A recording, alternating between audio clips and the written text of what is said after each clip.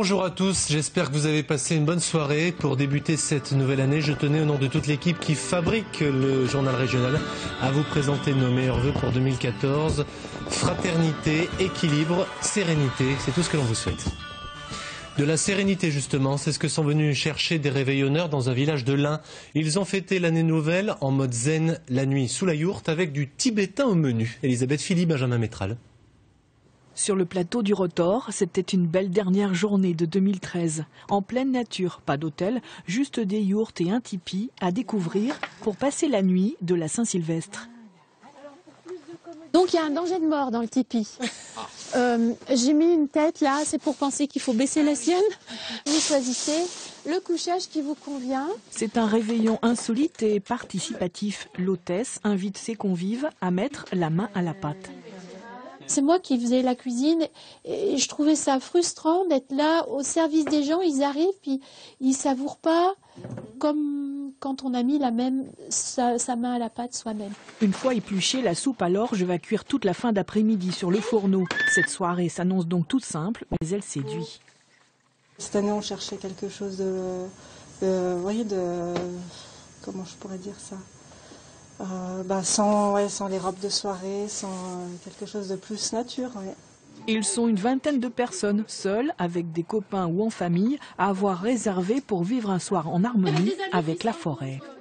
Ici, il y a de la limonade artisanale que je fais moi, avec, alors là j'ai marqué quoi, épicéa. Le menu est tibétain, avec des momos à la viande ou végétarien, accompagnés de salade, de fromage et de douceur sauvage, le tout dans une yourte.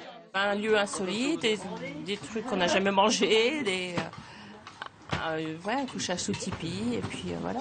Moi, je suis sur une autre planète, là, moi. Ah non, celle du Tibet, je connais pas du tout, donc je suis ailleurs, hein, moi, là. Moi, j'ai pas besoin de faire beaucoup de kilomètres. 3, 2, 1, bonne année! 2014 a été fêté comme il se doit, en petit comité, avec une intention particulière. Je fais ma part pour la planète, je fais ma part pour mon prochain. C'est toi qui disais la paix pour chacun. Ouais, je fais ma part. Et si chacun fait un peu, je fais ma part. Des baisers de la nouvelle année ont scellé une belle amitié en toute simplicité. Noir et flétri, c'est ainsi que l'on doit récolter l'olive dans le secteur de Nyons, dans la Drôme. Je parle bien de l'olive de bouche, celle que l'on mange et non celle que l'on presse pour en faire de l'huile. Cette saison, les rendements sont plus faibles que d'habitude et comme c'était déjà le cas l'an dernier, on évoque une possible pénurie. Les explications, Hugo Chaplon, Stéphane Yvon. Comme pour la vigne, la récolte d'olives a commencé avec 3 semaines de retard dans le Nyonçais. Les producteurs ont attendu le dernier moment pour se lancer. Résultat, de beaux spécimens, mais un rendement altéré par les aléas climatiques de ces derniers jours.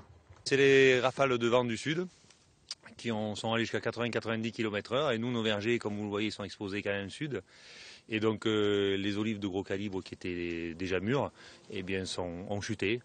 Sur certains vergers, entre 10 et 30% de pertes. Mais ça, c'est la loi de l'olive de Nyons. Comme il faut la ramasser flétrie et noire, on a le risque climatique. Rémunérée 2 à 3 fois plus que l'olive destinée au pressoir, l'olive de bouche reste la priorité des producteurs. Une orientation qui pénalise les stocks d'huile, très faibles, après 3 années d'une récolte moyenne. On arrive à subvenir tout juste aux besoins commerciaux, donc c'est un petit peu paradoxal parce qu'il y a quelques années nous avions des stocks importants et là on enchaîne des récoltes un petit peu plus inférieures en volume et donc c'est autant compliqué à gérer, je dirais. D'autant que la demande de cette AOP réputée est en hausse ces dernières années. Du coup, le prix de l'huile d'olive pourrait augmenter ou plutôt se réajuster selon la coopérative. Il y avait eu des années de très grosse production avec une chute des prix qui avait été néfaste pour l'agriculteur en termes de revenus. Et il faut qu'on arrive à remonter ce prix-là puisqu'on enchaîne des années de petite à moyenne récolte sans que pour autant le prix remonte. Donc l'agriculteur subit de plein fouet une perte de revenus. 2014 s'annonce comme une année charnière pour le secteur. Si la prochaine production est comparable à ces 3 dernières années, il faudrait alors faire face à une possible pénurie d'huile d'olive de Nyons. En Belgique, la loi vient d'interdire les ménageries. En clair, les cirques ne peuvent plus détenir des animaux sauvages, ce qui n'est pas le cas en France. Du coup, de nombreux animaux doivent trouver refuge ailleurs, sous peine d'être euthanasiés. Dans le Rhône, il existe un lieu pour les accueillir, c'est le zoo de Saint-Martin-à-la-Plaine, l'un des rares espaces à recueillir des animaux sauvages. Sylvie Cozzolino, Pierre Lachaud. Pamela, on va changer les bois la semaine prochaine. Puis Yasmina, qui a eu 5 enfants. Pierre Tivillon a voué sa vie aux animaux de son parc zoologique. Mais depuis quelques années, sur les hauteurs du zoo, il mène un autre combat difficile. Donc là, nous sommes sur Tonga. Au départ, nous pensions que les installations n'allaient être utilisées que temporairement par les animaux. Or, nous apercevons que les animaux sont implaçables. Et là, nous avons construit des enclos un peu plus vastes pour qu'ils puissent vivre autre chose que dans un enclos avec simplement du sable. Tonga est le nom de cet espace en construction dédié aux animaux saisis dans des spectacles itinérants et chez des particuliers. Ici, Pierre Tivillon accueille des fauves et des primates, une nouvelle captivité plus réconfortante pour ces animaux abîmés par la vie et souvent complètement perturbés. Ils ont vécu 18 ans sur 10 mètres carrés. Donc vous imaginez quand même les conditions de détention. Et ces 2 lions devaient être euthanasiés et nous avons été appelés par la fondation de Brigitte Bardot. Et nous sommes allés les chercher. Mais ce sont 2 lions qui ont maintenant plus de 20 ans. Ils sont bien sûr au bout du chemin. Et voilà, et nous n'avons pas d'autre solution que de les conserver. Pour chaque animal, l'équipe vétérinaire doit réapprendre ce qui a été détruit, resociabiliser. Là, nous avons par exemple un singe qui est chez nous déjà depuis quelque temps, mais qui s'est fait gentil. Il vient d'où, Pierre? Alors, je ne sais plus d'où il vient, ce magot. Vous avez vu la puissance et tout. Ce magot était dans un groupe que nous avons formé ici. Et là, lui, il s'est bagarré avec les autres. Nous avons dû le séparer. Et donc, c'est un mâle qui est devenu très agressif. Bon, les gens qui le connaissent bien, ça va bien. Mais, vous voyez, par exemple, moi, voilà, là, il vous en veut, etc. Donc, n'oubliez pas qu'un singe comme ça, si je rentre chez lui, je suis mort dans 5 minutes. Il y en a qui récupèrent adultes, qui ont plus de 10 ans. Pendant 10 ans, ils n'ont jamais vu un autre singe, donc il faut réapprendre le langage, il faut apprendre ce que c'est un singe, qu'on est un singe, un magot, et que l'autre en face c'est un magot, que je vais vivre avec lui, que je vais parler avec lui, avoir des liens sociaux avec lui. Donc il y a tout ce travail-là qu'on doit faire au sein de Tonga. Et une fois qu'on a formé un groupe, le but après c'est de trouver un parc zoologique d'accueil pour placer ce groupe. Il n'existe que 5 sanctuaires de ce type en Europe, c'est peu, car ils sont les seules alternatives à l'euthanasie des animaux en détresse. Pour la plupart d'entre eux, Tonga ne devrait être qu'une terre d'accueil provisoire avant réacclimatation dans un zoo, mais là encore peu de structures acceptent de les récupérer. Alors quand il le peut, Pierre Tivillon les intègre dans son zoo juste en bas. Les autres finiront leur jour ici, en toute quiétude. Séquence papy en fait, si vous ne frisez pas l'indigestion, avec une friandise très prisée en cette période de l'année, mais qui reste assez onéreuse, il faut le dire. Je parlais du marron glacé. Sans surprise, c'est en Ardèche qu'est installé l'un des plus gros fabricants français. Cher le marron, disais-je, vous allez comprendre pourquoi avec ce reportage Made in Aubenas d'Hugo Chaplon et de Nicolas Ferron. En cette période de fête, pas une seconde à perdre.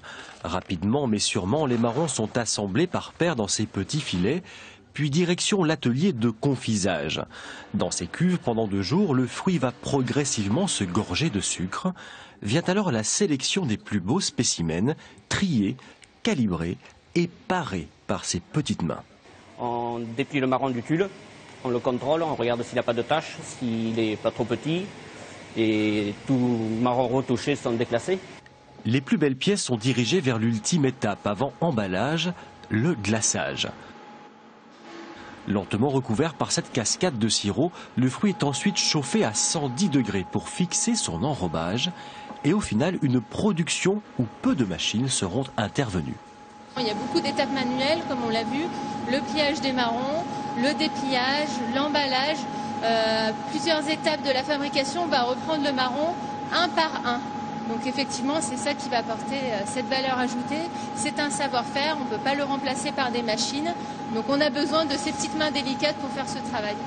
Et pour faire face à la forte demande de cette incontournable gourmandise de Noël, les effectifs de l'entreprise sont doublés en fin d'année. Il faut une main-d'œuvre qualifiée, une expérience, parce que c'est pas le tout de faire bon un jour, mais le plus dur c'est d'être régulier dans la qualité. Et tout ça, ça s'acquiert par un personnel qualifié, une expérience, une bonne matière première. Alors bien sûr, on peut toujours imaginer qu'on l'exporte, mais enfin que ça soit fait, ça soit délocalisable. C'est potentiellement délocalisable, mais c'est quand même compliqué. Cette année, 150 tonnes de marrons glacés vont sortir des ateliers de ce confiseur. Un produit haut de gamme qui lui permet de réaliser près d'un tiers de son chiffre d'affaires. Voilà ce que l'on pouvait vous dire en ce premier jour de l'année 2014. À suivre l'édition des initiatives, un medley des informations puisées dans le réseau régional de France 3. Je vous retrouve ce soir, juste avant 19h, pour un nouveau journal. Bon après-midi à tous.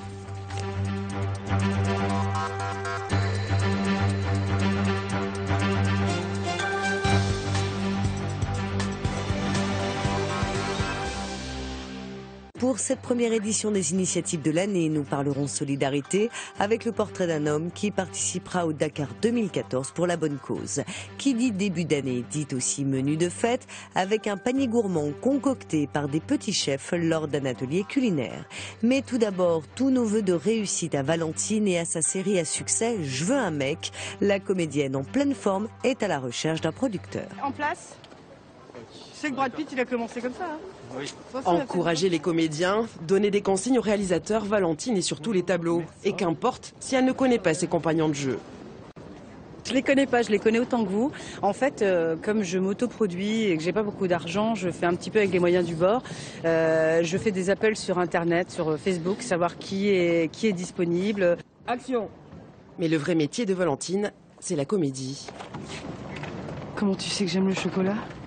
Ce jour-là, elle enregistre le 10e épisode de sa web-série Je veux un mec. Tu me files ton 06 ? L'amour, une inépuisable source d'inspiration pour Valentine. Enfin, l'amour et ses produits dérivés. Non, je veux pas me lever, m'habiller, je veux un mec. Mes seins, ils sont plus bas. Sans tabou ni complexe, Valentine se met en scène. Les rencontres sur le net et la sexualité des femmes rondes sont ses thèmes privilégiés. Un rôle qu'elle s'est taillé sur mesure, fatiguée de jouer toujours la même partition malgré près de 20 ans de théâtre et le succès de sa dernière pièce. On ne proposait que des rôles de femmes qui mangent du chocolat ou des hamburgers, enfin des choses très clichés, et que j'ai compris que les choses, les mentalités ne changent pas. Ça fait longtemps que je suis dans le métier et j'en ai eu marre et je me suis dit je vais écrire un rôle qu'on me proposera jamais. Bingo! En même pas un an, la série web Je veux un mec a comptabilisé plus de 600 000 vues. Reste plus qu'à trouver les sous pour pouvoir continuer à se marrer. J'ai pensé à me mettre du sucre. Ah, j'en ai mis 2, ouais. Ah oui, mais bon, moi j'en prends toujours 5. Ouais, je suis le genre de nana, tu sais, je mange ce que je veux, je prends pas un gramme, alors j'en profite. Tu es producteur, tu as de l'argent et des couilles. Contacte-moi sur le site www.jeveuunmec.com et je pense qu'on va avoir des choses à se dire. Si éventuellement tu aimes les femmes en pleine forme, c'est encore mieux.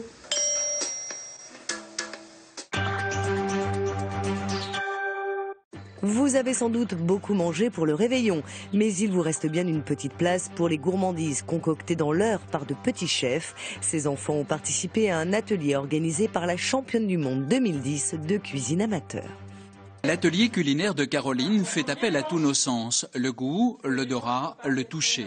Caroline aime faire la cuisine depuis toute petite et avait envie de transmettre sa passion. Depuis 2010, elle organise des ateliers à son domicile pour adultes et enfants. Il y a 3 ans, cette passionnée a décroché le titre de championne du monde amateur de cuisine. C'est avant tout un plaisir, le plaisir de partager. Quand je vois le sourire des enfants, quand je leur apprends des petits trucs qu'ils vont réutiliser chez eux, souvent ils reviennent chez moi et me disent « Ah oui, je me souviens, l'autre fois j'ai fait ça, ça a bien marché, ça a plu à mamie ou à maman. » 5 enfants âgés de 7 à 11 ans participent à cet atelier.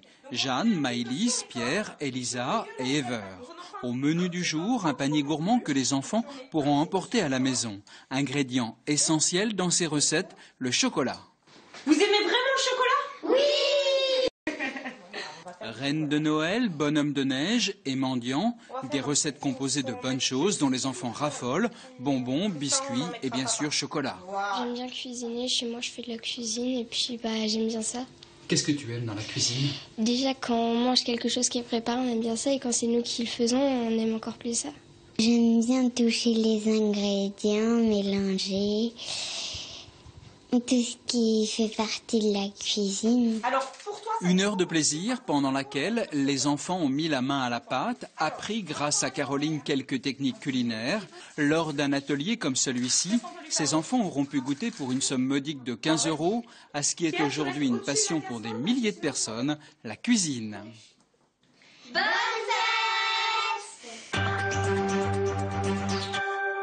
Enfin, à quelques jours du coup d'envoi du Dakar 2014, portrait d'un participant qui s'est lancé en Argentine pour la bonne cause. Ce concurrent originaire du Puy-de-Dôme veut aider le secours populaire et récolter des fonds en faveur des enfants de Madagascar. Pour Sylvain Espinas, ce sont les derniers jours d'entraînement, les derniers tours de roue sur les chemins de l'Artense avant l'Argentine. Dès lundi, il va partir courir le Dakar à moto pour la deuxième fois. La première, il courait sur ce prototype avec tout le confort d'une équipe d'usine, mais cette fois, ce sera bien différent. Cette année, ce qui change, c'est la catégorie là dans laquelle je suis inscrit. Je suis inscrit dans la catégorie Malmoto, une catégorie sans assistance. C'est un des grands changements, mais surtout le changement et la cause pour laquelle je vais courir ce Dakar, c'est d'aider les plus démunis. Et j'ai choisi de porter les couleurs du secours populaire. Car Sylvain, chef d'entreprise dans la construction, se paye lui-même son rallye pour le plaisir et pour assouvir sa passion de la moto. Il a donc décidé d'offrir les espaces réservés aux sponsors à une bonne cause et proposer son idée à plusieurs structures, dont le Secours populaire du Puy-de-Dôme. La présidente a sauté sur l'occasion. Elle lui a proposé de récolter des fonds pour construire une cantine à Madagascar pour les enfants défavorisés. Il va au bout de sa passion, mais en même temps, il le lie avec un projet de solidarité. C'est ça qu'il est venu nous proposer. Une trentaine, hein. Donc oui. Il y a des chèques de... Il y a des chèques, il y a des promesses dedans. Ah, mais c'est directement... C'est tout des chèques. Je fais quand même partie des privilégiés, quoi. J'ai le choix de faire aujourd'hui ce que je veux et comme je veux, de participer à ce rallye qui est quand même assez onéreux. C'est l'histoire d'argent aussi, ces grands rallyes connus et médiatisés, hein. Donc voilà, c'est une petite parenthèse et c'est aider les plus démunis. Pour parvenir à son objectif, Sylvain va essayer de se montrer le plus possible. L'idée, c'est de faire passer son message dans les médias qui suivent la course. Et pour lui, c'est une responsabilité en plus. C'est un petit plus, ça me permet de mettre une pression supplémentaire à l'objectif de l'arrivée de Valparaiso, d'arriver au bout pour le secours populaire. S'il ne s'est pas fixé d'objectif côté classement, Sylvain s'est en revanche fixé une barre à dépasser du côté des dons. D'ici la fin du rallye, il espère parvenir à collecter 12 000 €.